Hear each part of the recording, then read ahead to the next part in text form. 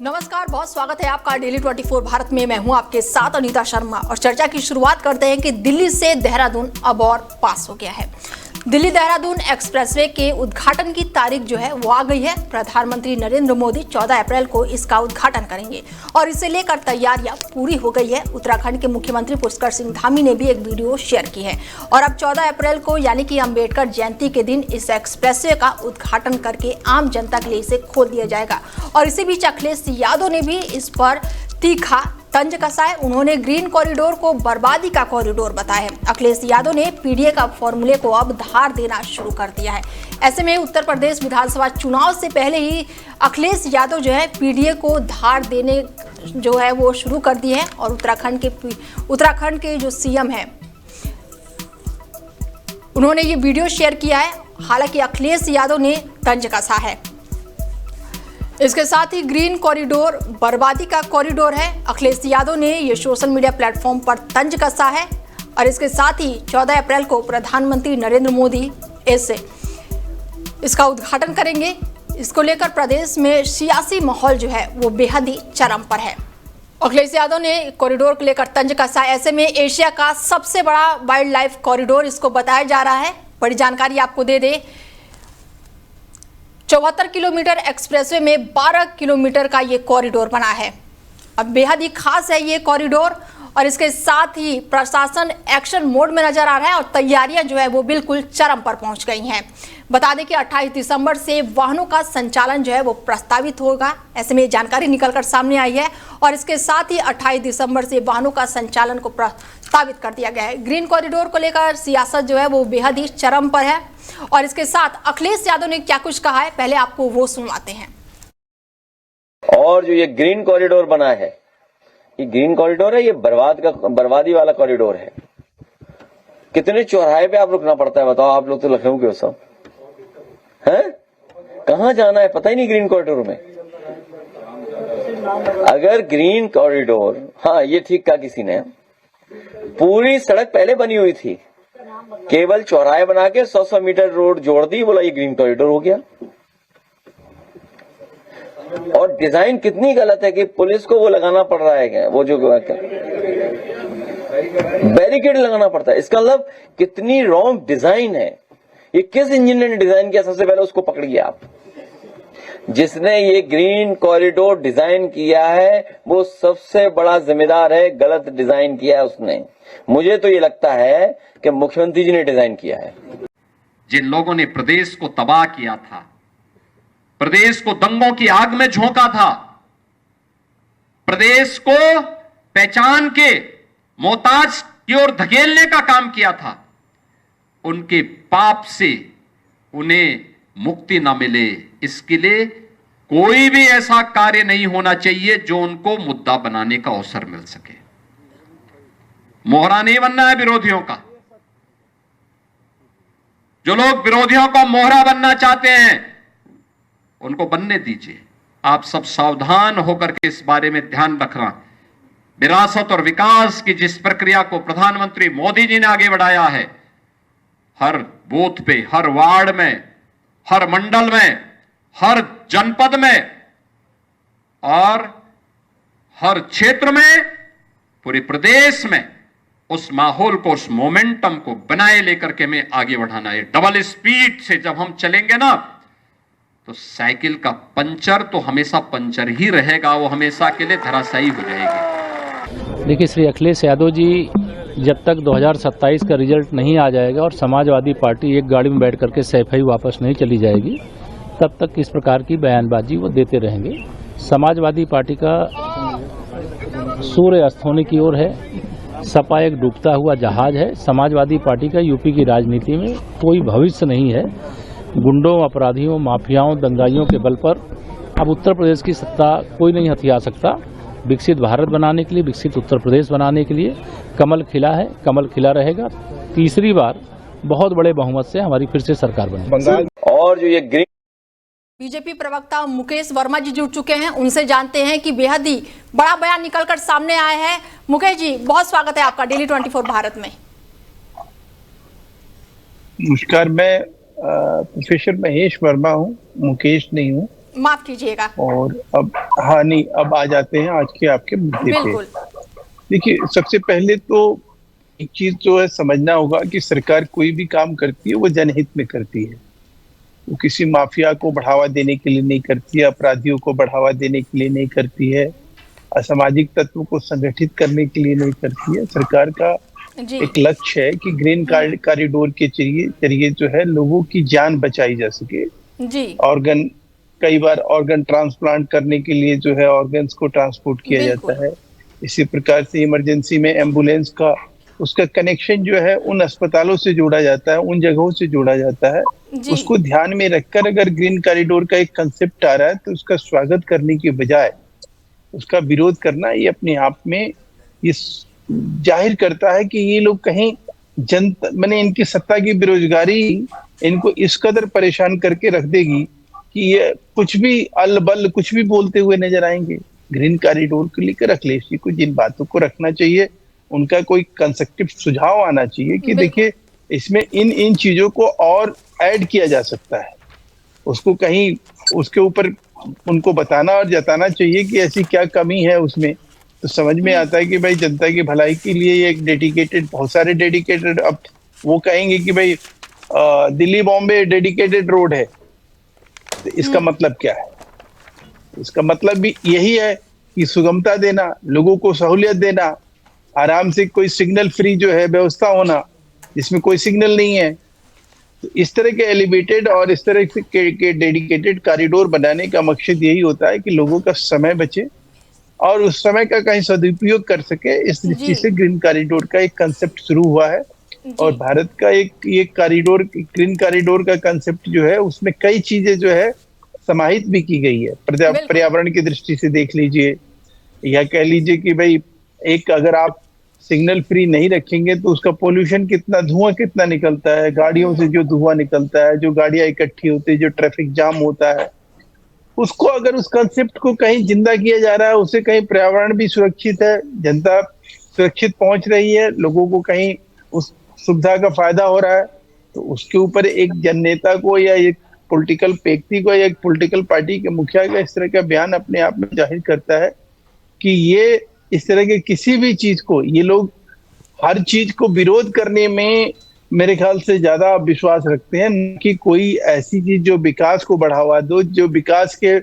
सोच को कहीं मजबूत करता हो, जो कहीं विकास का डगर जो है जिससे मजबूत होता है, या कह लीजिए कि विकास की जो एक रास्ता जो है उसका मार्ग जो है वो कहीं प्रशस्त होता है, तो उन पे इनका ख्याल नहीं जाता है। इनका तो एकमात्र ख्याल ये रहता है, जैसे ये लोग अपने शासनकाल में करते रहे, कि कोई भी ऐसा चीज करें जो भ्रष्टाचार के बिना संभव ना हो, या आप ये देख लीजिए तमाम तरह के वो कंस्ट्रक्शन हो, तमाम तरह की वो इनकी योजनाएं हैं, कोई भी योजना का नाम ले लें, हर योजना में इनका कहीं ना कहीं मतलब घोटाला घपला जो है इनकी नीति बन गई थी। तो अब ये जब अच्छे काम हो रहे हैं तो स्वाभाविक है कि इनको लग रहा है कि भाई इसको कहीं जनता को जो अट्रैक्ट करने वाला काम है, जनता को कहीं उनके कहीं फायदे का काम है, तो उसका फायदा हमें मिलेगा, भारतीय जनता पार्टी को मिलेगा, तो वो स्वाभाविक है कि उसका विरोध किसी न किसी तरह से करेंगे। अच्छे काम का भी विरोध करेंगे तो लोग तो समझते हैं ना कि भाई जो अच्छा है उसको लोग अच्छा ही कहेंगे, जो बुरा है उसको बुरा कहेंगे। बिल्कुल। तो ये अपने आप में कहीं जाहिर करता है कि अखिलेश जी का जो है इस तरह का विरोध किसी तरह से मायने नहीं रखता है और ये कोई जन उपयोगी बयान नहीं है। वो इससे कोई वो जनता को लाभ पहुंचाने का या जनता के हक में ये कोई बात नहीं कह रहे। बिल्कुल। ऐसे में महेश जी, अखिलेश यादव ने एक नारा दिया है कि पीडीए को जिताएंगे, संविधान को बचाएंगे। देखिए, अखिलेश जी का नारा एक छलावा है। पीडीए का आज देख लीजिए, पीडीए के नाम पर उनकी पार्टी के अंदर क्या है जी। आज पीडीए के अंदर जो है पत्नी है, पीडीए के नाम पर भाई हैं, भतीजे हैं, चाचा हैं, पीडीए के नाम पर यही चला रहे हैं ना। वो पीडीए के नाम पर और क्या कर रहे हैं? पीडीए के नाम पर उनकी क्या ऐसी, मतलब पीडीए के नाम से कोई ऐसा आंदोलन हो, पीडीए के नाम से कोई ऐसा उनकी सोच है, उनकी पार्टी की कहीं कोई ऐसी घोषणा पत्र आप देख लीजिए। अभी हाल में जो लोकसभा चुनाव हुआ उस घोषणा पत्र में जो पीडीए के नाम पर उन्होंने बात कही या पीडीए के नाम से उन्होंने जो आगे बढ़ के कोई चीज करना चाहिए, या वो संसद में हो या वो संसद के बाहर हो, या उसको लेकर लगातार उसके ऊपर काम करने की जरूरत है। पीडीए के नारा देने मात्र से जो है पीडीए का कल्याण नहीं होगा। पीडीए का तो कल्याण उस चीज से होगा जो प्रधानमंत्री जी आज कर रहे हैं। पिछड़ा आयोग बना के उस पिछड़ा आयोग जो पूरी तरह से समर्पित भाव से जो पिछड़ों के लिए लगातार उसके ऊपर जो काम करता है, रिपोर्ट तैयार करता है, पिछड़ों की क्या जरूरत है पूरे देश में, उसके लिए फंड कैसे जाएगा, कहाँ बदलाव की जरूरत है, तो उसको लेकर जो काम होना चाहिए उसमें लोग लगे हुए हैं। पिछड़ों को लेकर जो प्रतिनिधित्व मिलना चाहिए पार्टी के संगठन के अंदर मिलना चाहिए। आप देख लीजिए कि आज हमारे मुख्यमंत्री जो है कितने ऐसे हैं जो मतलब मैक्सिमम से मैक्सिमम कोशिश ये रहती है कि उनको ज्यादा से ज्यादा प्रतिनिधित्व मिले। केंद्र में जो है मंत्रिमंडल है उसमें देखिए कि कितने प्रतिशत पिछड़े लोग हैं। तो ये सारी चीजें अगर कहीं रख के बात करें तो इनकी बात कहीं ठहरती नहीं है। अखिलेश जी का मात्र जो है एक छलावा और भुलावे की राजनीति में वो इस तरह के नारा गढ़ते हैं और आगे बढ़ते हैं। तो भगवान उनको सद्बुद्धि दे और उनकी पार्टी का इससे भला नहीं होना है, इन नाराओं से भला नहीं होना, भला होना है इस बात से। सारे सवालों का जवाब देने के लिए हमारे साथ और भी गेस्ट मौजूद हैं। निशांत ठाकुर जी हैं, सपा प्रवक्ता हैं, डॉक्टर संजय कुमार सैनी है जो कि पूर्व प्रधान रहे और सामाजिक कार्यकर्ता रहे। बहुत स्वागत है आपका डेली 24 भारत में। निशांत जी, संजय जी, सवाल आपने सुने महेश जी के? ठीक है, मैं एक बार फिर से सवाल रिपीट कर देती हूँ कि अखिलेश यादव ने कॉरिडोर जो बन रहा है उसको लेकर तंज कसा है और कहा है कि ये कॉरिडोर नहीं है, बर्बादी का कॉरिडोर है, आम जनता के लिए बहुत ही ज्यादा सुविधाजनक हो जाएगा। लेकिन अखिलेश यादव इसको लगातार लेकर सवाल उठा रहे हैं। सवाल मेरा आपसे है निशांत ठाकुर जी। देश के अंदर अभी मेरे भारतीय जनता पार्टी के बड़े साथी ने कई सारी बातें बता दी कि अखिलेश यादव ने ये आरोप लगा दिया, अखिलेश यादव ने ये आरोप लगा दिया। तो वही बात हुई ना कि अच्छी अच्छी बातें बस ये करते हैं, बाकी बातें तो और दल जो देश के अन्य जो देश में जो प्रमुखता से विपक्ष के दल है जो जनता से चुन के आए हैं विपक्ष में बैठने के लिए, वो तो सब कुछ है ही नहीं। क्योंकि भारत के अंदर जो है आजकल धर्म की राजनीति चल रही है। आपने देख लिया होगा धर्म युद्ध देश के अंदर है, कहीं गैस की लाइन में लगा दिया, नोटों की लाइन में लगा दिया, नोटबंदी में लगा दिया, बच्चे सड़कों पर पैदा हो गए, हॉस्पिटलिटी का कोई नाम नहीं। बस इन्होंने बताया है कि सिर्फ सड़क बन गई है और वो सिर्फ नरेंद्र मोदी ने बना दी है। देश का जो हाल इस टाइम इस देश के अंदर हो रहा है, इतनी सारी जो फाइलें खुली हुई हैं वो मैं नाम तो नहीं लेना चाहूंगा, ये सब आप देख लीजिए। गैस की लाइन में क्या हाल है, नोटबंदी में क्या हाल रहा, लेकिन इन्होंने कह दिया कि बस जो भी अच्छा किया। अखिलेश यादव को तो कुछ पता ही नहीं है, वो कोई नेता ही नहीं है, वो तो एक बंद कमरे में बैठा हुआ है, बाकी तो सब अच्छे लोग यही है। आपने देख लिया होगा देश के अंदर क्या हाल है। देश धर्म की राजनीति में इस कदर झोंक दिया गया है, ना ही महंगाई दर प्रतिदिन बढ़ रही है, मृत्यु दंड का हॉस्पिटलिटी कर नहीं है, और बेरोजगारी देश के अंदर इस कदर बढ़ी हुई है। लेकिन भारतीय जनता पार्टी की जहां जहां सरकारें आती है जुमला कानून व्यवस्था जुमला निकाला और ओपीएम की पुड़िया निकाल के डालने का काम भारतीय जनता पार्टी ठीक है, ये जुमलाबाजी जो आप बोल रहे हो ना निशांत ठाकुर जी, जवाब ले लेते हैं। बिल्कुल जवाब बीजेपी से जवाब ले लेते हैं। सवाल है कि सड़क जो बनी है इस सड़क से क्या किया जाएगा। सड़क ठीक है, यातायात सुचारू होगा, बढ़िया अच्छी रोजगार। ठीक है निशांत जी, आपके सवाल का जवाब दे देते हैं। जवाब तो ले लीजिए कि सड़क का क्या करेंगे। पहले बीजेपी से और कितनी मंडी खोल दी, कितनी व्यापारी हॉस्टलाइज खोल दिया, कितने हॉस्पिटल खुले हैं उस सड़क के ऊपर, सब पता करा दीजिए जरा। ठीक है महेश जी, जवाब दे दीजिए इनको। देखिए, जो आपके सवाल के जवाब थे या जो आज का मुद्दा है उस मुद्दे पे तो कुछ बोल नहीं पाए, क्योंकि बोलने की उसमें गुंजाइश तो बची नहीं है। लेकिन अब रही बात की जो ये बात कहना चाह रहे थे, शायद आपके जितना ही मैं पढ़ा लिखा होगा, मुद्दे की बात आप करेंगे तो देश के अंदर इतने सारे मुद्दे बेरोजगारी के हैं, सड़क पे क्या बात करनी है आप बताइए। सड़क पे आप आ जाइए, काउंटर कर लीजिए। लेकिन क्या आपको लग नहीं रहा है कि सड़क भी जरूरी है निशांत जी? संजय जी से निशांत जी एक मिनट संजय जी है सिलेंडर जो लाइन में लगे हैं इन सब का होना चाहिए। ठीक है, जो आप सड़क की बात कर रहे हैं यूपी और उत्तराखंड के लिए वो कितना जरूरी है, संजय जी है हमारे पास। ठीक है संजय जी, सवाल आप सुन रहे हैं, जवाब जरा बताइए कि सड़क को लेकर जो ये सवाल उठा रहे हैं कि सड़क जरूरी नहीं है, अस्पताल जरूरी है, वो भी जरूरी है, लेकिन सड़क भी मुझे लगता है कि बेहद जरूरी है। जी बिल्कुल बिल्कुल। बिल्कुल सही कहा आपने। और मैं आप लोगों को बताना चाहूंगा, देखिए ये पॉलिटिकल लोग हैं, मैं आपको केवल सामाजिक वर्किंग के तौर पर बताना चाहूंगा। आज जनता चाहती क्या है? उसे रास्ते चाहिए, पीने के लिए पानी चाहिए, बिजली चाहिए, सड़क का होना भी उतना ही जरूरी है। क्योंकि आज हम देखिए उस समय से बाहर निकल चुके हैं जब एक समय होता था, रास्ता नहीं होता था गांव में जाने के लिए, शहर में जाने के लिए टूटी हुई सड़कें हुआ करती थी। लेकिन मैं इस कॉरिडोर के बनने से आपको बता देना चाहता हूं कि ये जो 12 किलोमीटर लंबा कॉरिडोर यहाँ पर जंगल में बना है, केवल नदी में पिलर खड़े करके, इससे बहुत बड़ा लाभ हो रहा है। एक तो कहीं जहां जब ये सड़क किनारे से अगर बनती तो लगभग 60,000 के समथिंग ये पेड़ कटने वाले थे जी। नदी के बीच से सड़क बनाई गई, कॉरिडोर बनाया गया तो लगभग 10 से 11,000 पेड़ कटे हैं। यानी सबसे बड़ी बचत तो ये हुई कि हमारा जो पर्यावरण है वो कहीं ना कहीं हम बचाने में सक्षम रहे। प्रधानमंत्री जी का मैं धन्यवाद करना चाहूंगा कि उन्होंने इस क्षेत्र को ये सौगात दी है। फिर भी लेकिन इसे पॉलिटिकल बेस में नहीं देखना चाहिए। और जहां तक अखिलेश जी का ये सवाल है, जो उन्होंने प्रश्न किया, जो उन्होंने बात कही कि भाई ये तो मतलब इसकी कोई जरूरत नहीं है, इससे क्या होगा, मैं आपको बताऊं, देखिए होता क्या है, जब पॉलिटिकल लोग सत्ता में नहीं होते तो वो एक जो कहावत है ना कि अंगूर खट्टे हैं लोमड़ी के लिए, वो वाली कहावत यहाँ चरितार्थ हो जाती है। क्योंकि हम लोग तो कुछ कर नहीं पाए, दूसरा कोई कर रहा है तो उसे उसमें बुराई निकालनी है हम लोगों को। मैं केवल इतनी बात कहना चाहता हूँ, बात सत्ता पक्ष की नहीं है ना विपक्ष की बात है, बात केवल ये है कि जनता को कार्य चाहिए, काम होना चाहिए। इस कॉरिडोर के बनने से बहुत सारा फायदा होने वाला है, विशेष तौर पर चाहे वो उद्योगपति हो, चाहे वो एक आम आदमी हो। अभी हमारे वरिष्ठ भाई जो हमारे समाजवादी पार्टी के बता रहे थे, देखिए अगर ये सड़क बनेगी तो दिल्ली से देहरादून के बीच का घंटा मतलब रास्ता 2 से ढाई घंटा लगेगा हम लोगों को जाने के लिए। और कई बार ऐसी बहुत सारी परिस्थितियां ऐसी होती हैं कि देहरादून के अंदर जिस बीमारी का इलाज नहीं हो पा रहा है, मरीज को तुरंत हमें दिल्ली किसी बड़े हॉस्पिटल में शिफ्ट करना है। पहले क्या होता था कि 6 से 7 घंटे लग जाते थे और मरीज जो है रास्ते में तड़प करके अपनी जान दे देता था। लेकिन आज संभव है अगर ये सड़क 2 से ढाई घंटे में 3 घंटे में मरीज को वहां पहुंचाने में हम कामयाब हो जाते तो संभव तो उसकी जान बच जाए। बिल्कुल तो इसका कहीं ना कहीं हम लोगों को लाभ होगा, पूरी जनता को लाभ होगा, पूरे देश को लाभ होगा। ठीक है जी, निशान जी कुछ कह रहे हैं, बताइए।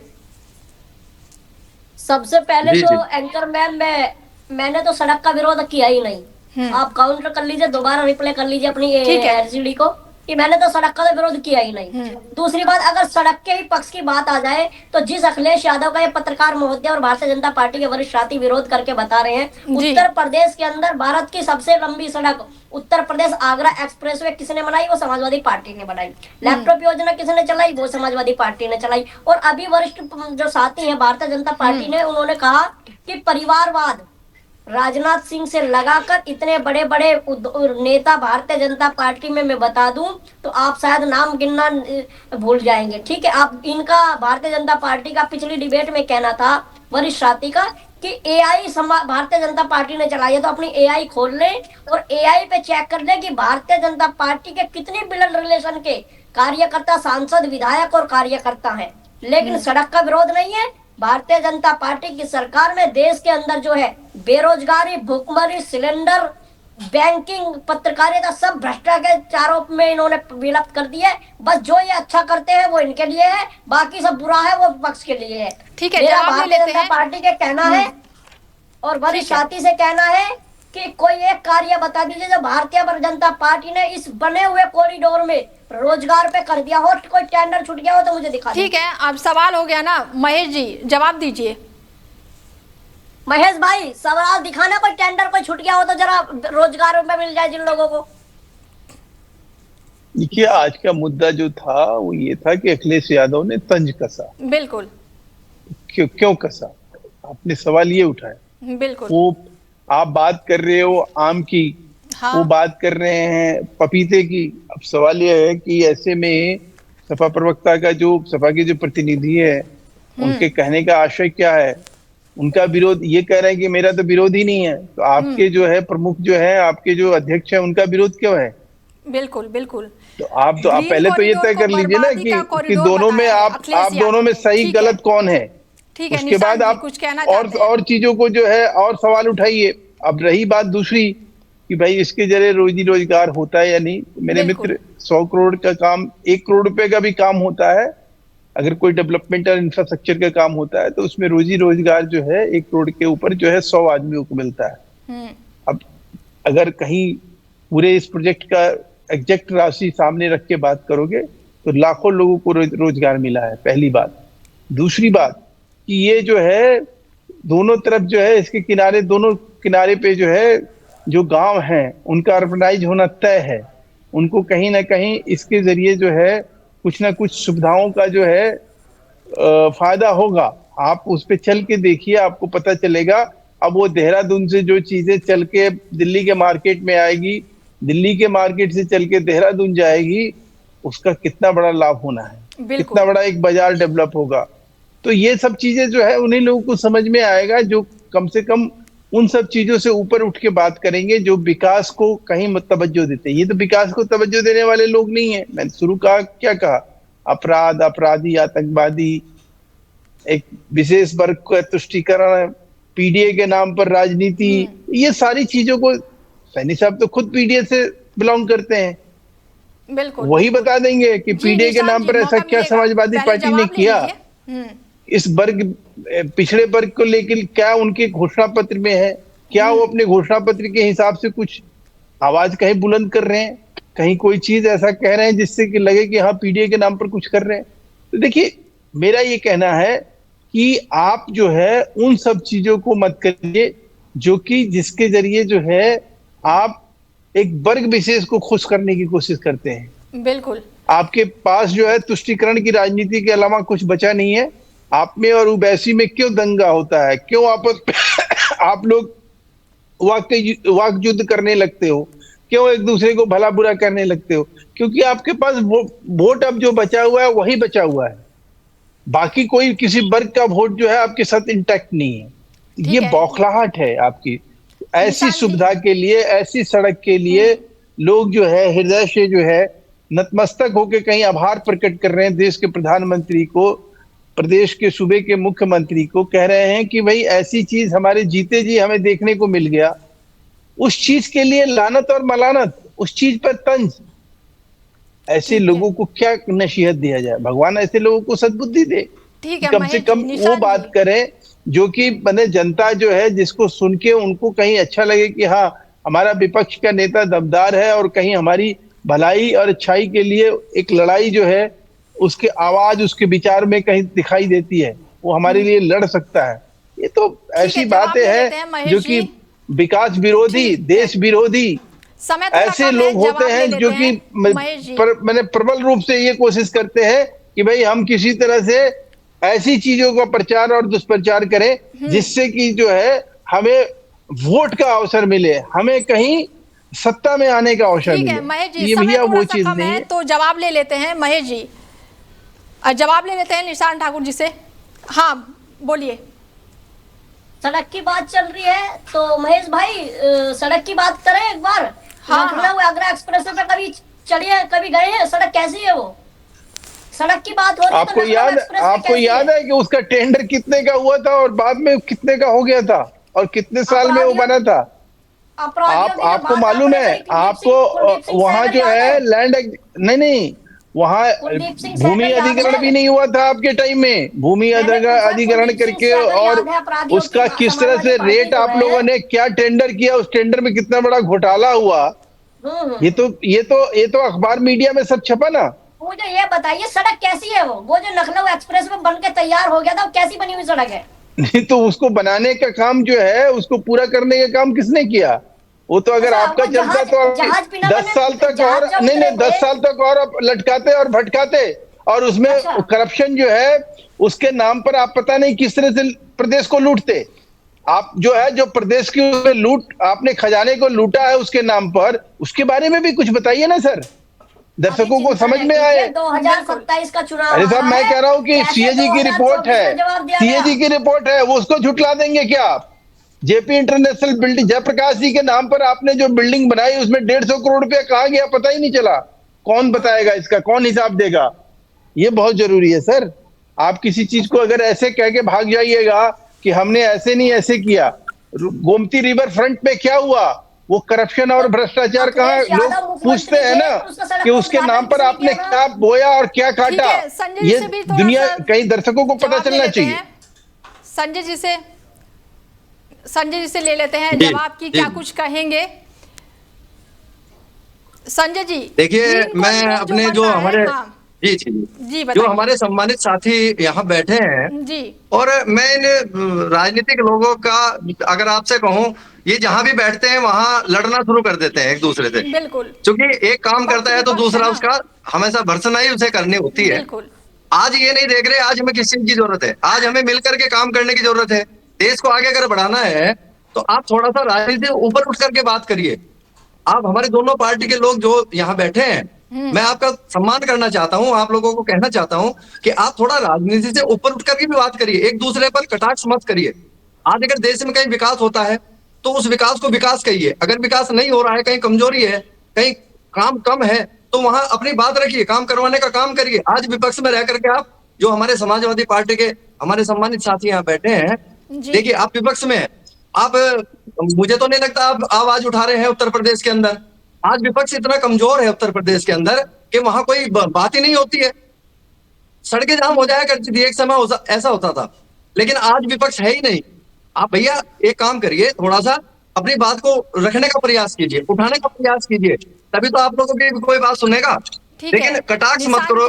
अगर विकास की बात हो रही है कहीं तो विकास को कहो, हाँ भाई ये विकास हुआ है, कॉरिडोर की बात है यहाँ पर, आप दूसरे मुद्दे पर चले जाते हैं एकदम से। क्यों जाते हैं? आप यहाँ बात कीजिए ना, यहाँ क्या होगा, इससे क्या लाभ होगा, आप नुकसान गिनवाइए, क्या नुकसान होने वाले हैं। अगर आपको लगता है कि इस कॉरिडोर के बनने से कोई नुकसान होने वाला है तो बताइए, फायदा होने वाला है तो बताइए। लेकिन ठीक है, आप लोग पता ही नहीं, केवल ठीक है संजय जी, अब जवाब ले लेते हैं, क्योंकि आपका कहना है कि विपक्ष जो है वो पूरी तरह से खत्म है, कोई आवाज नहीं उठा रहे हैं, लेकिन कमजोर है, बिल्कुल मैं कहना चाहता हूं कमजोर है। लेकिन जो तंज कस रहे हैं कि ग्रीन कॉरिडोर बर्बादी का कॉरिडोर है, बात यहाँ पर कॉरिडोर की हो रही है। निशांत जी संजय जी ने क्या कुछ कहा? असल में क्या होता है, मैं टेक्निकली जवाब दे दूं तो बहुत सारी बातें ऐसी हो जाती है कि डिबेट में अगर हम करेंगे आपस में तो शायद मतभेद हो सकता है। बिल्कुल बिल्कुल, क्योंकि आज आपने देख लिया होगा, मेरे बारे में शायद आपने एनालाइज भी कराया होगा कि आजकल जो देश के अंदर चला आ रहा है वो पर अगर मैं पूर्व की भी बातें उठा लूं तो चाहे आप इसमें बुरा नहीं मानना, मेरे भी कई सारे एक दो चैनलों में हिस्सेदारी रही है और उत्तर प्रदेश से मैं भी एक बिलोंग करता हूँ। जो भी मीडिया के साथी होते हैं या कानून व्यवस्था होती है या सांसद विधायक या मतलब इन्वेस्टिंग का जो कोई भी कार्यकाल होता है वो सब सरकार के माध्यम से चलता है। हम लोगों का क्या है कि हम लोग एक मजदूर व्यक्ति होते हैं, हम लोगों को एक पक्षा बात नहीं कर पाते हैं। भारतीय जनता पार्टी के जो एंकर, जो पत्रकार, वरिष्ठार्थी, वकील जो होते हैं, उनकी मजबूरी होती है कि भारतीय जनता पार्टी को घुमा फिरा के आगे रखना। इनकी आंखों पर पट्टी बंदी होती है सरकारों की। आपने देखा है कि देश के अंदर धर्म युद्ध है, लाइन में लोग लगे हैं, बैंकिंग में लोग लगे हैं, सिलेंडरों पे लोग लगे हैं, पेट्रोल पे लोग लगे हैं, बेरोजगारी इधर सड़क की मैंने तो ये कहा ही नहीं कि सड़क भारतीय जनता पार्टी ने गलत बता दी। मैंने तो ये पूछा कि उत्तर प्रदेश के अंदर भारत की सबसे बड़ी लंबी सड़क अखिलेश यादव ने बनवाई, उसके अंदर उसके मंडी के टेंडर हुए हो, दूध का प्लांट हुआ हो या फिर कृषि फार्म हाउस हुए हो या आलू की मंडी हो, उनको सड़क बनते के साथ ही जितना जितना कंट्रैक्शन होता था वो टेंडर छोड़ दिए जाते थे। जो भारतीय जनता पार्टी के वरिष्ठ साथी ने कहा कि 100 करोड़ से ऊपर जो टेंडर छूट जाता है तो इतने लोग होते, मैं तो एक्सेप्ट करता हूँ ना इस बात को, लेकिन वो रोजगारी की लिस्ट से एक बार दिखा दे भाई, वो जो रोजगारी की लिस्ट इन्होंने बनाई होगी वो लिस्ट दिखा दे। लेकिन भारतीय जनता पार्टी का हमेशा रहा है कि अपनी तेज आवाज करो और दूसरे व्यक्ति की आवाज नीचे दबाओ। जो मेरे जो वरिष्ठ साथी हैं उन्होंने कहा कि उत्तर प्रदेश के अंदर विपक्ष मजबूत नहीं है। आपने लोकसभा चुनाव में देख लिया ना, अभी आप 27 में देख लीजिएगा, भारतीय जनता पार्टी का जो रथ रोकने का काम समाजवादी पार्टी ने 24 में किया वही 27 में करेगी। और रही बात जो कहा कि अखिलेश यादव समाजवादी पार्टी के प्रमुख मुखिया, एक बार कार्यालय पे जाके देख लीजिएगा, माननीय योगी आदित्यनाथ शायद इतनी भीड़ ना जुटा पाए जितने 500 लोग सुबह 6 बजे जाके वहां पे खड़े हो जाते हैं। वो उनकी लोकप्रियता है। समय थोड़ा सा कम है निशांत जी, एक लास्ट सवाल मेरा जो होगा वो सैनी साहब से होगा, उनसे जवाब ले लेते हैं, ठीक है? संजय सैनी से मेरा सवाल है कि अगर ये कॉरिडोर बन जाता है और आने वाले कुछ ही समय में प्रधानमंत्री नरेंद्र मोदी उद्घाटन करेंगे। आप कार्यकर्ता हैं, सामाजिक कार्यकर्ता हैं, लोगों के लिए कितना आसान हो जाएगा ये रास्ता? जी बिल्कुल, मैंने अभी आप लोगों को बताया कि इस कॉरिडोर के बनने से पहले हम लोग जब जंगल के रास्ते से जाते थे, नीचे से जाते थे, तो 5-5, 6-6 घंटे का, 7-7 घंटे का जाम लगता था। जंगल में इतनी भीड़ होती थी, अगर कोई ट्रक पलट जाता था, चूंकि सिंगल रोड है, बहुत छोटी रोड होती थी जंगल के किनारे से, बरसात के दिनों में अक्सर भूस्खलन होता था, जाम लग जाते थे और छोटे छोटे बच्चे गर्मी से बेहाल हो जाया करते थे। एक ऐसा समय भी हम लोगों ने देखा, मैं खुद 6-6 घंटे जाम में फंसा रहा हूँ देहरादून जाते समय, और आज हम लोग बिहारीगढ़ से, और अगर हम बात करें देहरादून जाने की 20 मिनट लगती हैं, मात्र 20 मिनट में हम लोग अपने कार के द्वारा पहुंच जाते हैं।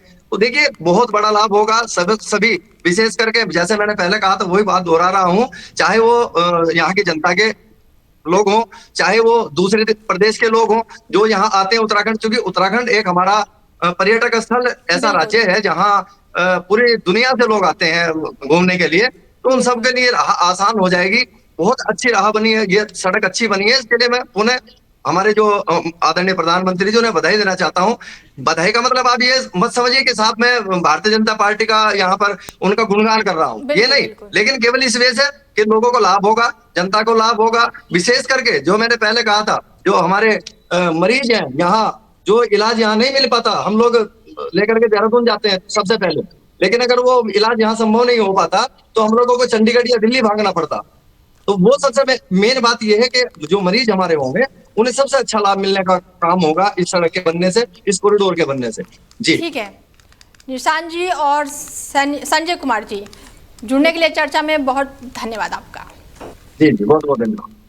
बता दें कि अखिलेश यादव ने केंद्र और राज्य सरकार पर तीखा हमला भी बोला है। उन्होंने कहा है कि देश में अमृत काल नहीं बल्कि संकट काल चल रहा है। समाजवादी पार्टी गांव-गांव जाकर डॉक्टर भीमराव अंबेडकर की जयंती मनाएगी और संविधान पर चर्चा करेगी।